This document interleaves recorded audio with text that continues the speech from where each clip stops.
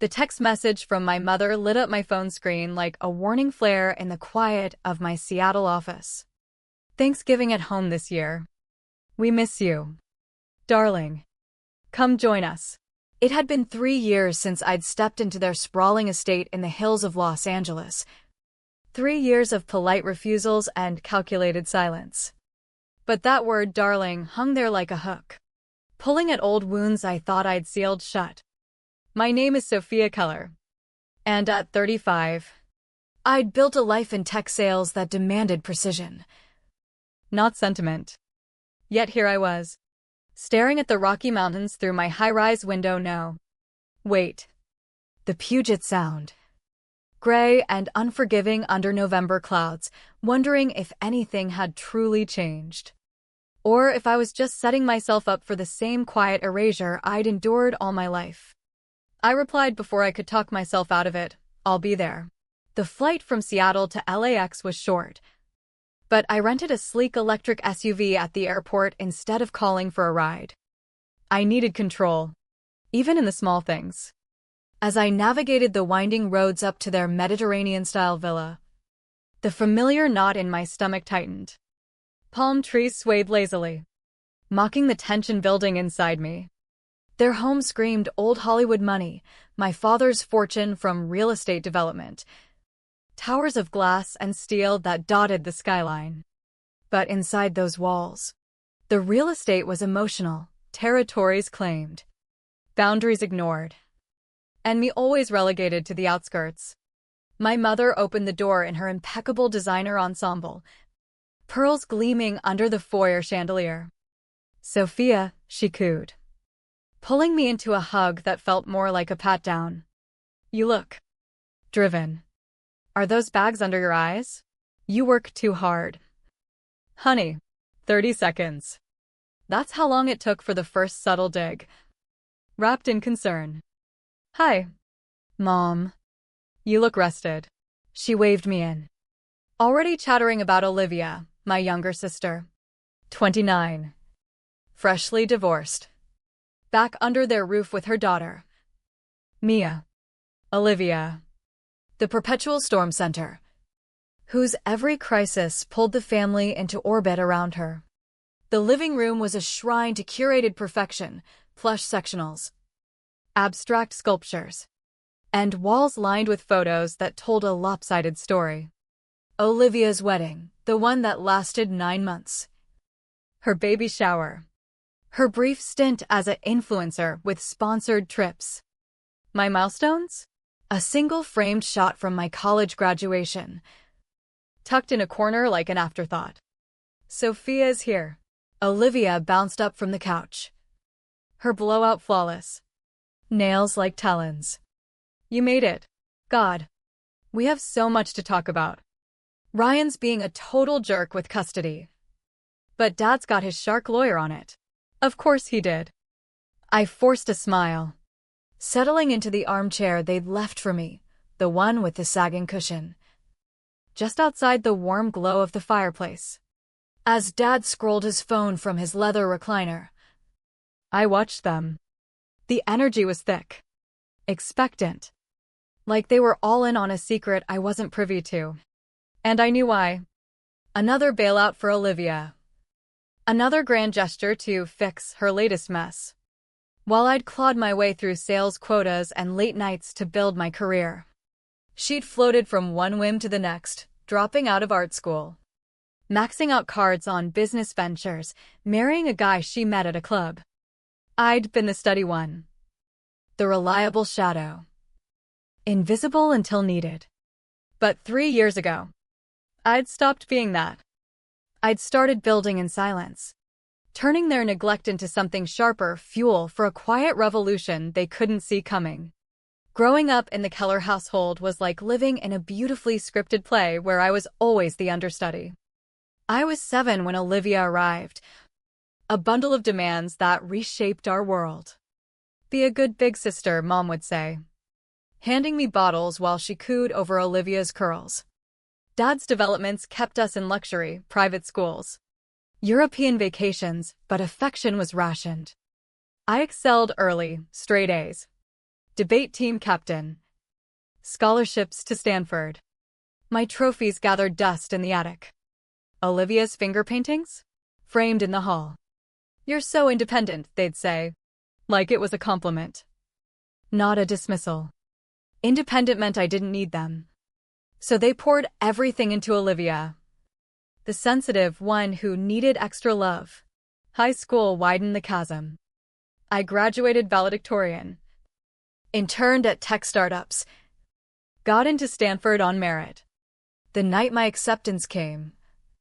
They were in Vegas for Olivia's Sweet 16, her third party that year because the first two weren't perfect. We'll celebrate soon, Dad promised over the phone. They didn't. Olivia decided she wanted to be an actress instead. And suddenly acting classes trumped my future. I funded Stanford with loans and part-time coding gigs. Graduating summa cum laude in computer science. Olivia? Community college for a semester. Then traveling for inspiration. She's finding her path, Mom defended. My path? You're so practical. Sophia. That's your gift. The real fracture came at 25. During my first big promotion in Seattle. I just closed a deal worth millions for my firm. Commission fat enough to erase my debts. But the call that night wasn't congratulations, it was Olivia. Sobbing. Ryan left me. I need help with rent. Mia's sick. And I can't lose the apartment. Ask Mom and Dad. I said. My takeout growing cold. I can't, they just bailed me out last month. The guilt twisted like a knife. I wired $4,000. Then $6,000 6 months later for her online boutique that folded in weeks. By the time she owed me $18,000, I was her silent bank, funding her chaos while building my own stability in the shadows. But that last ask broke me. Not just money, she wanted me to lie. To tell her parents she was thriving so they'd keep the allowance flowing. No, I said flatly. The fallout was volcanic, screams of betrayal. Mom's lectures on sisterly duty, Dad's disappointment that I was too selfish. That night, alone in my modest apartment, rain lashing the windows, I vowed silence. No more details about my life. No more loans. I blocked Olivia's pleas and funneled every dollar into investments, tech stocks that soared. Then real estate. A condo in downtown Seattle. Flipped for profit. A duplex in the suburbs. Rented out. I learned the market's rhythms. The thrill of leverage. Turning their indifference into independence. The pandemic accelerated it all. While the world panicked, I pounced foreclosed properties in emerging neighborhoods. A small office building that tripled in value. No one knew. Why would they? Conversations with family were surface level. How's work? Fine. They never probed. Too busy with Olivia's dramas, her failed podcast, her wellness retreat that bankrupted her again. I'd stopped needing their validation the day I realized it would never come. My portfolio became my proof. 4 properties. Then 5. Paid in cash where possible. Silent victories. Each one a brick in the wall I'd built around my heart. Now, back in their home, the tension simmered like a pot left too long on the stove. Dinner was a performance, crystal glasses. Roasted turkey with all the trimmings. Mom fussing over placements. I took my wobbly seat. Olivia across from me. Mia playing on her tablet. Let's give thanks, Dad intoned. His voice booming like in board meetings. I mentally listed mine, the waterfront rental pulling $5,000 monthly. The commercial space with stable tenants. The freedom of knowing I owed them nothing. Then came the announcement. Olivia's had it tough, Mom started. Eyes misty. The divorce. Single motherhood, it's been a battle. Olivia dabbed fake tears. Which is why Dad beamed. We're gifting her the penthouse downtown. Free and clear. A fresh start for you and Mia. The penthouse, $800,000 easy. Views of the city lights. Amenities galore. Olivia squealed. Hugs ensued. And for you, Sophia, Mom added, sliding over a small box. I opened it, a custom-engraved keychain. Cheap and impersonal. We thought it'd suit your busy life. The room spun. Years of swallowed hurt boiled up, graduations missed, loans unpaid, my successes dismissed. Congratulations, Olivia, I said, voice steady but edged. That's generous. They beamed, oblivious. But the dam cracked. You know, I've been busy too. Mom tilted her head. With work? That's nice. Dear. No. With building something. I pulled out my phone, showing the deeds. I own 6 properties now. Bought in cash. Mostly. While you were funding Olivia's fresh starts, I created my own empire. Silence exploded into chaos. What? Dad barked. How? By not waiting for handouts, I snapped. The words unleashing like a storm. By turning your neglect into drive.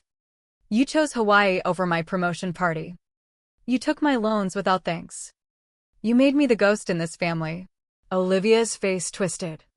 Jealous much? You hid this to spite us. I hid it because you'd turn it into another bailout for you. Mom sobbed. We're family. Family? I laughed bitterly. Family means equity, not extraction. I gave until it hollowed me out. Now, I'm done. I stood, keys in hand, the weight lifting as I walked out. Their shouts followed, accusations of cruelty, pleas for return. But in the cool LA night, driving away, I felt the price of my choices, not regret, but release. The betrayal had scarred me. The silence armored me. And the revenge? It wasn't flashy, it was freedom. Hard-won and irreversible. The calls flooded in as I hit the highway, guilt trips, rage, manipulations. I blocked them all. The quiet in my car a bomb. Back in Seattle. My home, my purchase, my sanctuary welcomed me. Friends texted support, my portfolio hummed with promise. Months later, whispers reached me, their estate strained by Olivia's debts. The penthouse at risk of fees. Their empire crumbling under the weight of favoritism. I felt no joy, only the dull ache of what could have been. But I'd paid the price for my truth. And it bought me peace. Sophia Keller, owner of 7 properties now. 0 regrets. And a life reclaimed from the shadows.